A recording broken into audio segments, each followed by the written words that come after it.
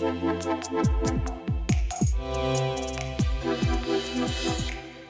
and welcome to another Chris ProTlabs interview. Today, we have the pleasure of speaking with Jeremy Biggs, the co founder and CEO of Mizio, an entrepreneur working on solutions to help solve global problems. Jeremy's experience includes building enterprise technology solutions with a specialization in provenance and traceability. Today, our topic of discussion is driving sustainable growth, leveraging capital, technology, and ESG matrix for commercial success. Welcome, Jeremy. It's great to have you here today. Thank you for having me today. Really excited to be here and talk about ESG, sustainability, and what the future holds. Amazing. Well, let's get started then. So, for our first question, can you tell us how do you encourage entrepreneurs and founders to cultivate a culture of sustainability and ongoing improvement within their organizations? And how can this contribute to their overall success? Yeah, that's a great opening question. I think this is a core foundation to a lot of organizations around the world, both big and small, particularly early stage and scale up companies. If you think about the demographic, the age group of people that are coming into the workforce, we care more and more about climate change, sustainability, diversity and inclusion, and doing the right thing for people and planet. And particularly with startups and scale-up organizations, there's a great opportunity to start embedding this narrative and sustainability as a core foundation value in the company. The byproduct of operating a business more sustainably is not only a better bottom line and more through efficiency, but also attracting talent, attracting investors, and ultimately protecting the long-term position of the organization as well. Mm-hmm. Yeah. Absolutely. Now, the importance of ESG factors in attracting investment for businesses today, we understand that. So, how would you define their significance and impact on investor interest? I love the question. I think it's awesome. I think to note, investors and VC are really looking at this very seriously. It is of equal weight in terms of looking at organizations looking to raise capital today. Looking at this non-financial or sustainability information is really, really critical. Depending on the life cycle of the organization, if you're a startup, you have minimal compliance and requirements. As you are growing, the compliance will increase all the way through. There are specific ESG frameworks that venture capital firms are putting into place right now to start to standardize that reporting requirement for companies as well, depending on your stage.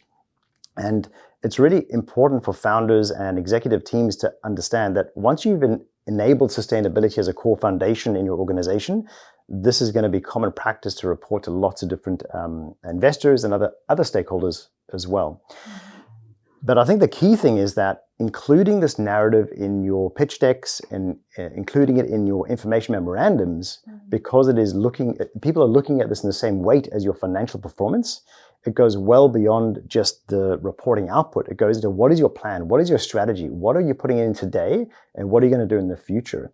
This is directly connected into risk and opportunity. It's directly connected into financial performance and business growth. And this is why VCs and investors are taking this very seriously. And as we find a lot of these global standards normalizing, the reporting requirements will become far more clear over the next few years and will probably help. But if you don't have a core reporting foundation and framework for your business today, it certainly needs to be a priority. Yeah, absolutely. We can see that growth coming in this sector. Now, transparency is often a very crucial factor for investors whenever they consider sustainable investments. What are your thoughts on facilitating transparency, enabling companies to showcase their sustainability efforts effectively? Yeah, this is my favorite topic because this is what we do as a core at Mizio. And I believe that it doesn't help anyone to have sustainability reports or ESG reports sitting in the boardroom or sitting in the board paper once a year that shareholders get to read and understand. The core behind this is actually showcasing the incremental improvements that are being made, the milestones that are being achieved or not achieved, and actually having this really transparent view and perspective. This is what the world needs to see.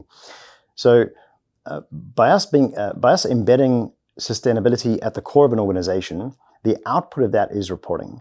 And if we can take this in a very simple way and showcase it to all stakeholders, internal and external, this becomes a very powerful data metric we can look at and understand what do people care about, what are the areas of concern.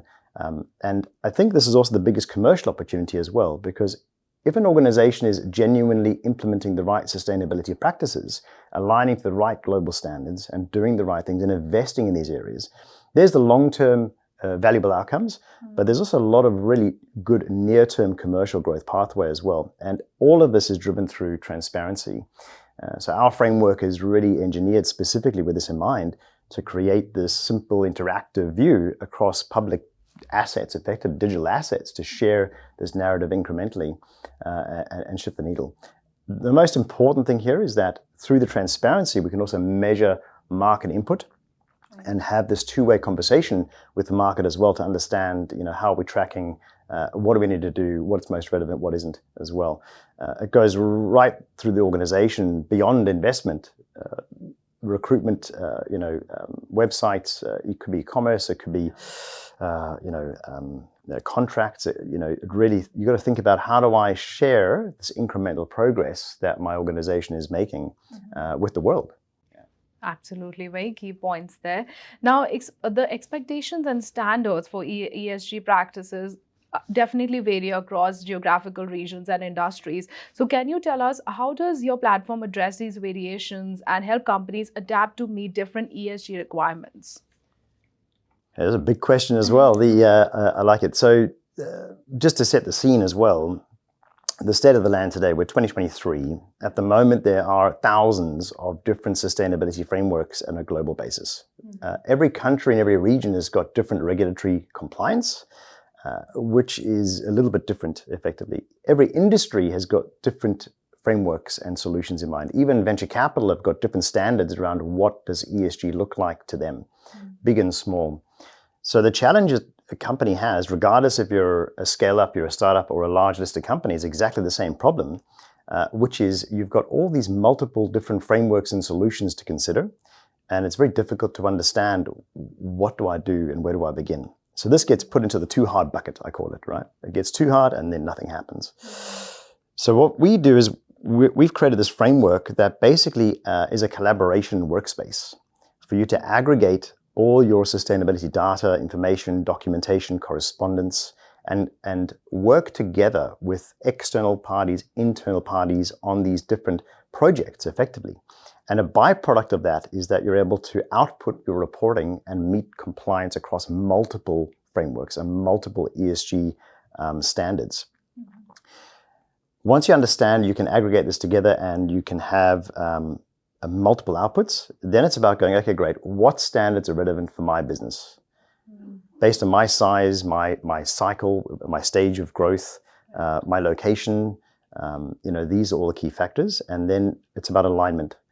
So as the world starts to standardize more and consolidate this mess of different frameworks, what Missio does is align an organization to what the global position is and where the world is going at a global level, and then bring it back down to industry, location, and size, and builds a tailored sustainability plan with AI effectively for any organization in the world. Amazing. That's brilliant, Jeremy. Now, identifying and addressing potential ESG risks is crucial for companies to maintain their sustainability efforts effectively. So can you share your thoughts with our audience on how can companies manage and mitigate such risks? And the first question actually is, how do you understand what they are? Because today, a lot of companies haven't even considered this sustainability framework. Based on the previous question as well around different standards, all of the standards, in fact, that are coming in include an analysis of your supply chain, for example. So if you think about, even through COVID, you can see through supply chains around the world how that was impacted, and a lot of product and production globally was held up because of different bottlenecks in supply chain. So that would be a good practical example of when something happens as a disruptor in your supply chain. With sustainability, it's the same thing. The risks relate to climate-related risk. It creates a question around, do you have areas in your business that if climate were to, for example, temperatures were to increase dramatically around the world and sea temperatures are changing and land temperatures are changing, how does that impact your capability to deliver your product and your service and your solutions? Where are those gaps, right? Those are the risks we need to consider. Later this year, we have the Task Force for Nature-Related Financial Disclosures being formalized in September 2023. And what this means is that you also have to now consider what is the impact my organization has on nature on a global basis? Right. Again, this is very location specific. And right now, organizations don't have the information. They don't know in their supply chain which of my stakeholders potentially has this nature-related impact that could potentially impact my business as well. So the first step is to understand who is working on what and where and these locations. Ask the right questions. Are you analyzing and understanding your carbon footprint? Are your stakeholders understanding the risks associated with climate change? Do they understand the risks to nature? Are they working towards any standards? These are the right questions that we have to ask first. And then this can build a really concise picture of where the primary risks in an organization will lie. And then we can take the necessary steps to put contingencies into place and mitigate some of those risks as we go forward. Yeah. Amazing. Well, that was very thought-provoking, Jeremy.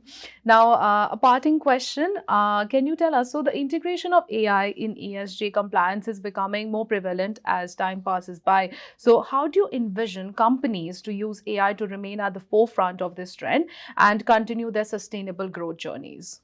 I'm a massive advocate because we're building an AI platform, and I'm very excited about this topic because AI has got an unintended consequence, which is perceived as very negative in that there's a disruption that will happen regardless. It is a natural flow in terms of changing jobs and various things around the world at a global basis. So there's some negative consequences to that. But my perspective is that there's a good side and a bad side to everything. And at Missio, I feel that AI has got a massive role to play to help organizations operate more sustainably, help people, help planet. And this is the positive benefit of AI. So we call it AI for good, effectively. And this is what we're leaning into. If we can help enable millions of organizations to save a huge amount of time and cost in respect of aggregating the data necessary to understand the risks, the opportunities, the standards, the frameworks, help automate reporting for this information, help communicate this with the right stakeholders in the right time, all of these things are very valuable for companies today. A lot of even big companies have got this challenge, which is they have lots of different surveys and requests for information, and it's a full-time job. Some organizations have got 50 or 60 people in teams just answering these questions and trying to work it out. So if you can think about the valuable benefit, if you were to think, there's 150 million companies around the world and all of them had access to AI to help them thrive with sustainability and implement these things that doesn't take huge amounts of investment and time. I think it's a really good, valuable outcome for the world as a whole and for society too. Amazing. Well, Jeremy, thank you so much for sharing such wonderful insights and expertise on driving sustainable growth through capital, technology, and ESG matrix. It has truly been such a delighting conversation today. And for our audience members, we hope you found this interview to be quite insightful and you got some takeaways. If you would like to reach Jeremy or the team at Missio, you can see the details at the side of the screen or in the description. And stay tuned for more interviews in our Crisp Growth Labs interview playlist. And thank you, Jeremy. It was a pleasure to have you here today for this interview. Thank you so much. I really enjoyed it, and reach out anytime. Amazing. Thank you.